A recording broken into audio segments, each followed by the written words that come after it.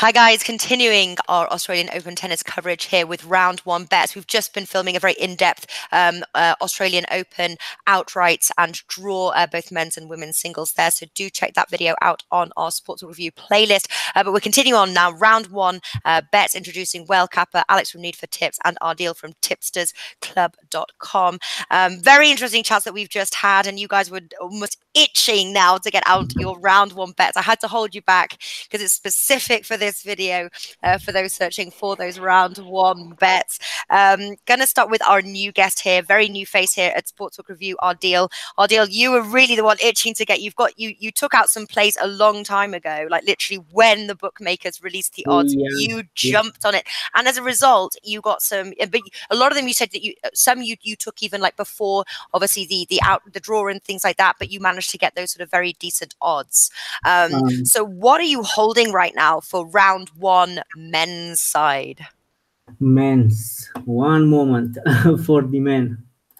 So for the men, the best value that I expect is Tipsarevic to push Dimitrov.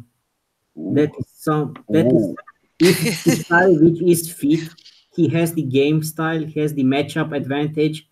If he's fit, I will take the first set or a plus 2.5 sets on Tipsarevic. So I don't, I'm not that greedy. Well, interesting. And so for those of you just joining, this is the first video you're watching. Ardil has been clashing with some of his bets here, so it's going to be interesting to see how this played out. Well, Kappa, what do you think of the round one bet there from Ardil? So I'm not interested in. I'm not in the Dimitrov fading business in Melbourne. His overall off-season plan, he gets into just phenomenal shape. Like this guy, like very, very much is working hard in the off-season. The minute the tennis season's over, he's in the gym, and I think as a result, we see him perform relatively well in Melbourne year over year. Tipsarevic, on the other hand, it's a real roll of the dice what type of form we're going to see out of him. And if he can even keep up, a quality of form that would be enough to challenge Dimitrov in round one over three, over best of five is going to be real tough. I would not expect, an easy win for Dimitrov. I'm not going to back him on the handicap, but that is definitely not an upset that I had on my radar at all. So maybe I'm a little worried, I guess. I don't have a lot of Dimitrov exposure, but I kind of expected him to get a couple of easy wins here coming out of the gate. Interesting. Good luck with that. Let's see. Yeah, let's see. Then who are you looking at in the first round there, Well Kappa? Do you find sort of round one betting, because it's a little bit like the outright, sometimes it's nice to let a few rounds play out, and then obviously a lot of the heavy favorites are so low priced anyway that it can be kind of hard to find value. Are you a sort of a fan of the round one betting, and what are you looking at? Yeah, so I mean, anytime you start a new sport, new season, and this is. I mean, we've had some warm-up events, but by all means, like a lot of the play that we saw there was truly warm-up, truly preseason. Short of some semifinals and finals, maybe you can draw some conclusions out of player form.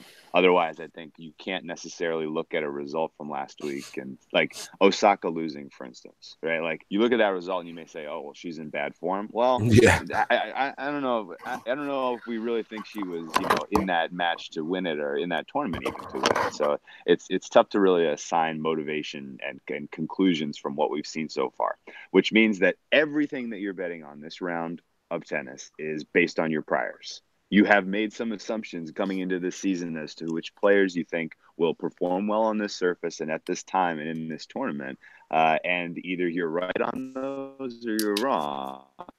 And you kind of are at the whim of, was your homework, I would say would be we have seen players play through qualifying, right? And in the qualifying rounds, there you can distinguish yourself with a little bit better play. Am I losing you guys? No, a little bit, but we've got you. You sort of the voice slows. It's like round one. Yes, round one. But we were getting. But we were getting you. My connection was great, but then it flamed all of a sudden. but there's a couple of players I like who have come through qualifying who are playing pretty well. Kekmanovic, I think, has a very, very realistic shot of upsetting Verdasco. I think Verdasco is the kind of player who maybe didn't put in all the work in the offseason, is probably a little bit, he's longer in the tooth. I don't know how much he thinks he can compete in this tournament overall. He might just be here for a paycheck. I could see Kekmanovic getting an upset. I like him at 260 tomorrow, or actually really tonight. The interesting matchup in Andriazzi versus Travaglia. I think that one was lined extremely low total. I feel like that's, of all of the matches that we see tonight, that one looks the most likely to go 5 sets. So I love the games over handicap in that one. I'm going to take over 38.5 at plus 100. And then similarly, I don't know who lined the Isner Opelka total. That was a joke. 46.5 is laughable. Like, you basically, if Opelka can win one tiebreak, that is a winning. Over 46.5 is a winning bet, and I think that's probably my favorite look for tonight. A little bit undervalued favorite in Andre Seppi. I think Steve Johnson's form is pretty horrific right now. Seppi at minus 115 is pretty favorable. That should be more like minus 150. And then Tennis Sandgren. I got to give him a little shine. He just won Sydney. He's been playing incredible tennis in Australia for whatever reason. And lining him at plus 106 to Nishioka, who he absolutely can beat, I think is kind of a gift. I know it's, tennis. It looked like he stepped his game up last week because he's defending quarterfinal points here, right? And he is the kind of player who does not want to go back down to the challenger circuit. He's gotten used to life on the main tour and getting into these main draws that he wants in the 250s and the 500s. I think it's going to be very important for him to continue to follow off of that title win and get a couple rounds deep into this tournament to defend his points from last year so that he doesn't have to go back down to the challenger tour. I would expect to see Sandgren put it all out there. And maybe that's a decent one to look for a games over handicap as well. And then lastly for me tonight, and an interesting jumping off point for conversation for you guys. Any chance Murray is competitive? Last ever Australian Open match, probably. Yeah. We saw him get pretty freaking emotional a couple of days ago. This betting market has tilted so far in favor of RBA. Like, I know on the Open it was not a very fair price. For whatever reason they expected a close match, and I guess had not been watching Murray's form lately. But the likelihood that, if you can find a book, for instance, that voids bets on retirement, why not grab Murray on the money line just in case something magical happens in kind of his very last Australian Open ops? At plus 340, it seems like something fun to kind of have in your pocket. I would also give him. You might have bet on Murray's last ever Australian Open match. I would also give him plus 6.5 games on the Asian handicap at 1.9. I think that is a good take also. Yeah. I mean, that one's good too, because I think the chances these are pretty decent, and anything that voids on retirement is worth kind of having in your pocket. Especially, RBA is not. He's a good guy. He's not just try to go out there and just lay waste to him. He's gonna probably try to keep it relatively respectable. This is his kind of he's a former champion last event here, so it would be interesting to see if you could find a way to make a little bit of money on Andy Murray's final ride. Yeah, and interesting, we didn't bring that up in the futures video. I don't know whether he's a bit unpredictable to touch. What do you think, our deal on this one? Obviously, Alex is giving him a plus, or it could be a weighted. Amazingly, Bautista started at favorite 175. I didn't thought that it was a fair price value. He was huge value at that price. Then the news came that is maybe the last tournament, his hip hurt and so on. And Bautista got under 120, 115, I think, 118. That is insane price. You cannot back that. I think that Murray will give everything he can. I don't know if he can. I think it might be some match as we saw Nadal versus Ferrer in US Open 2018, where Ferrer took the first set and after that he couldn't compete anymore and will retire. If I go in this match on Murray, I will go in the first set to win the first set because I don't know how Murray will last. And Bautista is a grinder. You cannot push him around. He can put the ball in play as long as you can. And Murray, I don't know if he can play that long. So my my suggestion will be here to bet on Murray first set, or as you said, Murray on the void. But I don't think he can win 3 sets against Bautista in this state. Interesting. Yeah. Alex, what about you? Round one men's bets. What have you got in your cards?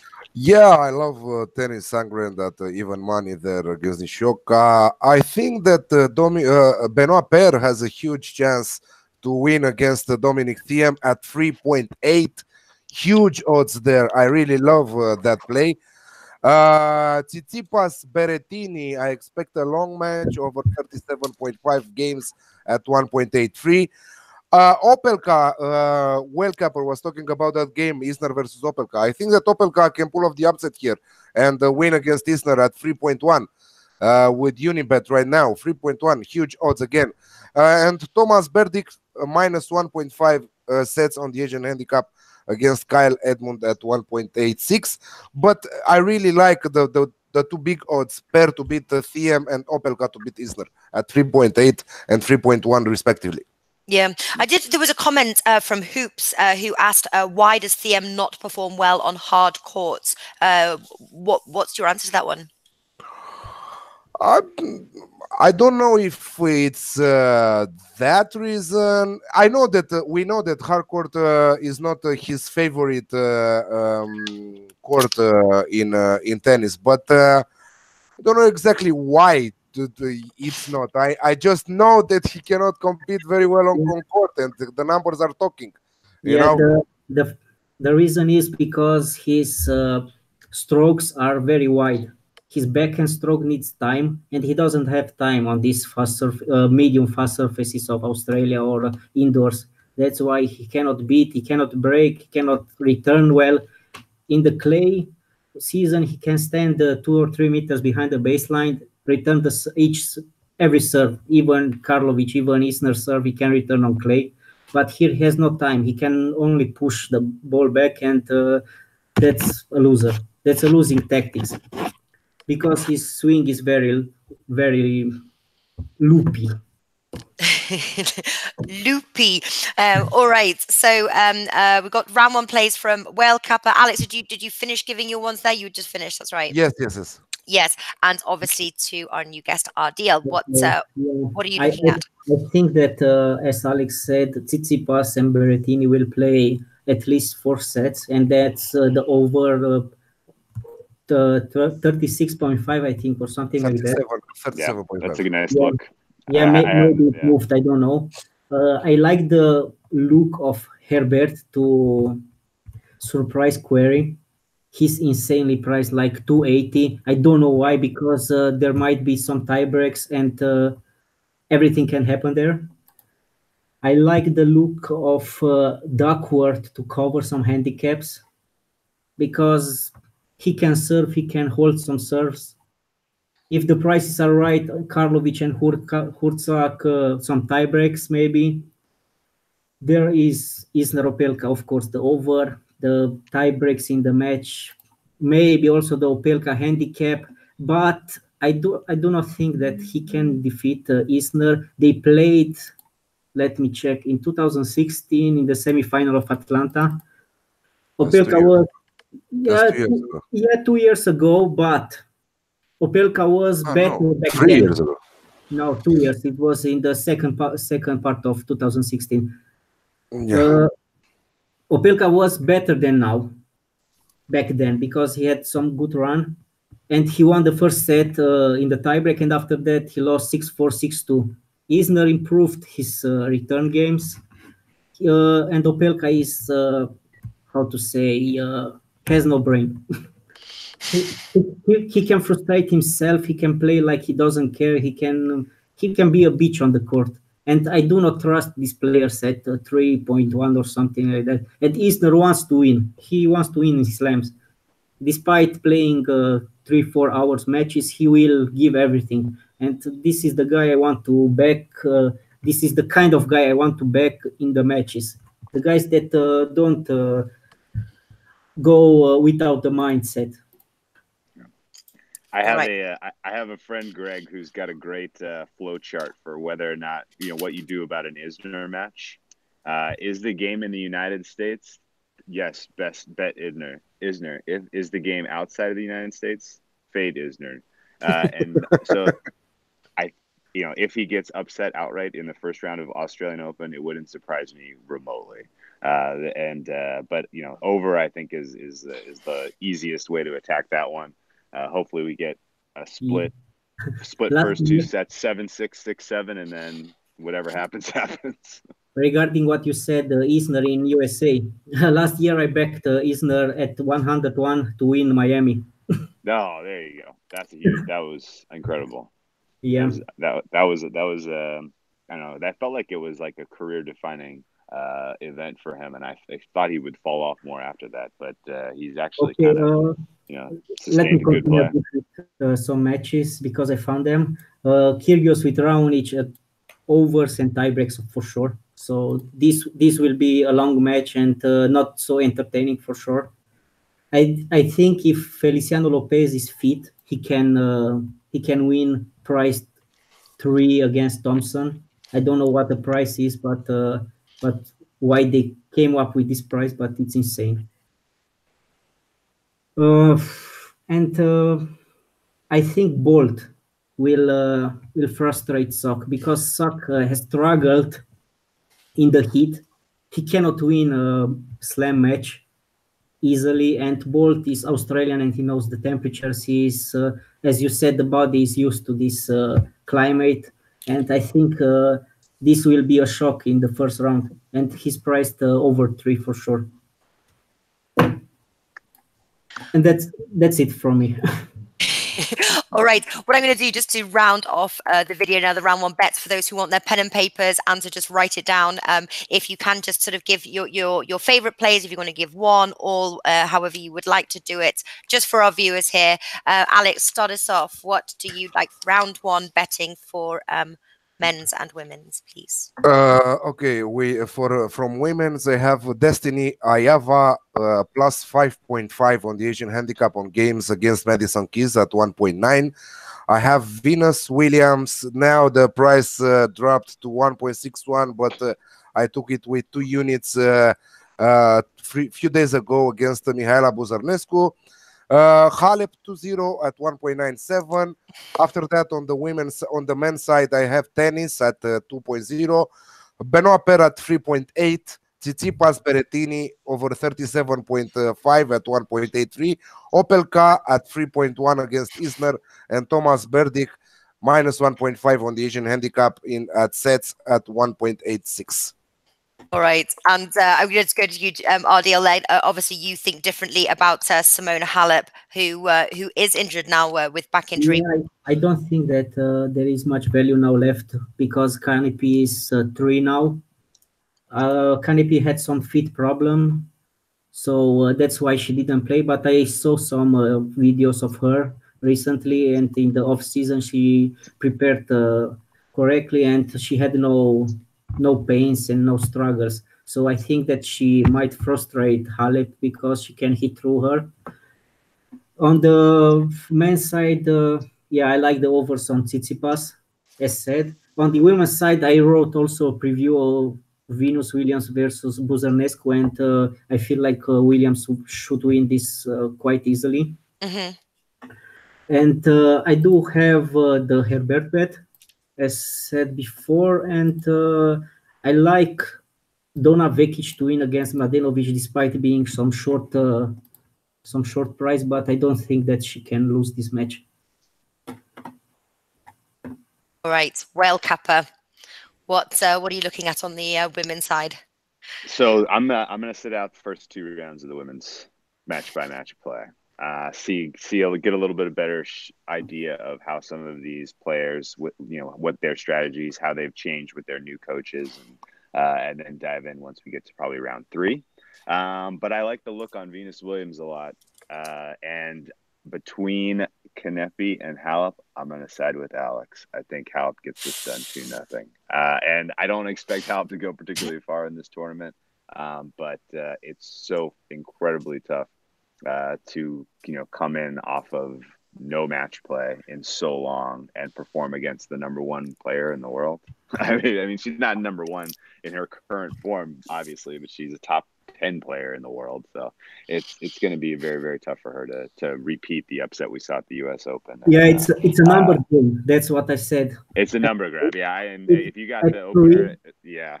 At 3, I wouldn't back Kanepi at 3, but at 5.75 at first, and then at 4.20 or something like that, it was worth. Now at 3, it's not worth to bet Kanepi now. Yeah, I guess, do you do any in-play, Ardeel? And I guess if Kanepi wins the first set, would you look to try to make a move on Halep? I do in place a lot, but I don't really hedge.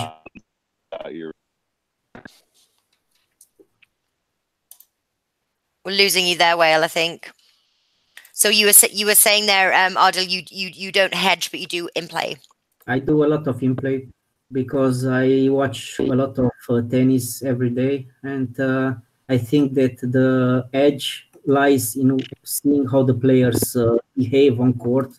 I've won a lot of money against Kyrgios after seeing how he talks to himself. I won a lot of money after seeing the markets move on some bookies because they saw some injuries, because they saw some eventual fixes.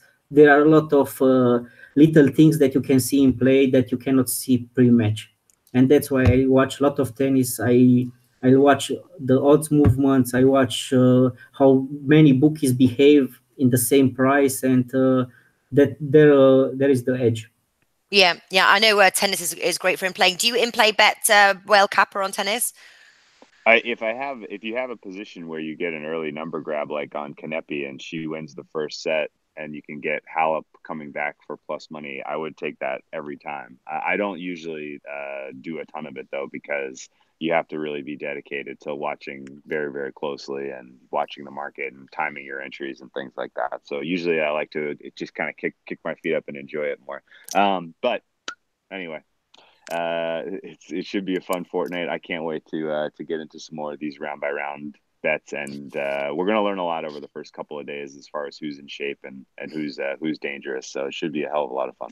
Exactly, and I can't wait to see as well. I love the fact that you guys are clashing on some of your thoughts and tips. So it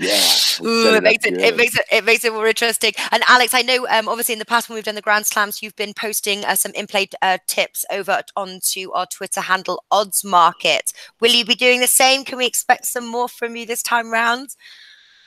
Some less than usually because I do a lot of stuff lately. But yeah, you will see some in-play tips over at Odds Market, but Great. not at the number that I used to do it in the past. Well, quality rather than quantity, as they say, I suppose. All right, guys, that finishes off our round 1 best bets. We will be back for round 2, I believe, on Tuesday. Please give these guys a follow at Need for Tips at I'll spell it UNARDEAL. Undardeel. How do you say that? Unardel. All right, close. And the easy one at Whale_Kappa as well. So there we go. Give these guys a follow. Some of the best betting experts in the business. So I'm very honored to have these guys on the show. Thank you to everybody watching as well. Enjoy the rest of your Sunday. Enjoy the big NFL game that's coming up next. And I will see you on Tuesday. Take care, guys. Thank you. Best of luck.